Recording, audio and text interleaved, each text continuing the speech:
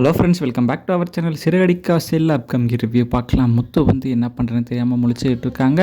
சீதாட்டையும் கேட்ட விஷயத்தெல்லாம் போய் சொல்லிகிட்டு இருக்காங்க. மீனாட்ட இந்த மாதிரி சொன்னதுக்கப்புறம் அவள் வந்து எதை நினச்சிட்டு மனசில் நினச்சிட்டு சொல்கிறான்னு தெரியுதில்ல அப்படிங்கிறாங்க.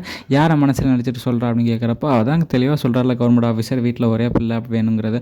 ஆமாம், ஏதாவது ஒரு ஆள் இருக்கலாங்கிறப்போ அவள் அருணை தாங்க நினச்சிட்டு சொல்கிறா அப்படின்னு சொல்கிறாங்க. அருணா கண்டிப்பாக இருக்காது மீனா அப்படின்னு சொல்லி வா அவங்கள்ட்ட போய் கேட்போம் அப்படின்ட்டு வீட்டுக்கு அப்படியே போகிறாங்க.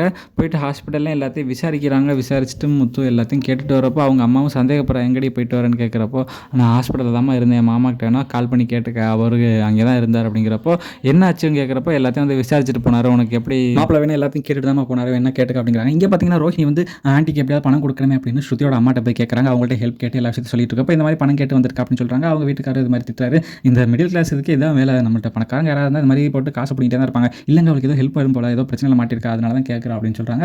இவ தானே வந்து போய் சொல்லி இந்த மாதிரி பண்ண பணக்காரன்னு சொல்லி, சரி இவள்கிட்ட பணம் கொடுப்போம், கொடுத்துட்டு நம்ம வந்து நம்மளோட பிளானை எக்ஸ்கியூஸ் பண்ணோம் அப்படிங்கிறாங்க.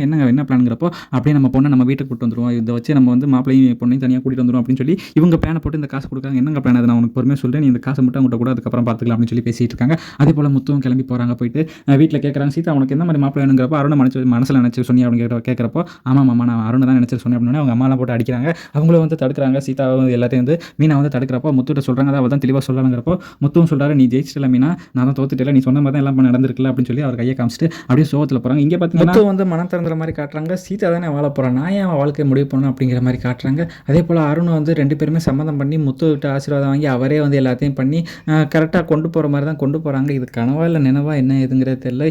கனவாக இருந்தால் வந்து சோகமாக தான் இருக்கும், ஆனால் இது வந்து உண்மையிலே நடந்தால் நல்லா தான் இருக்கும். ஓகே ஃப்ரெண்ட்ஸ், இந்த வீடியோ பிடிச்சா மறக்காமல் லைக் பண்ணி ஷேர் பண்ணி சப்ஸ்கிரைப் பண்ணிடுங்க. Thank you friends.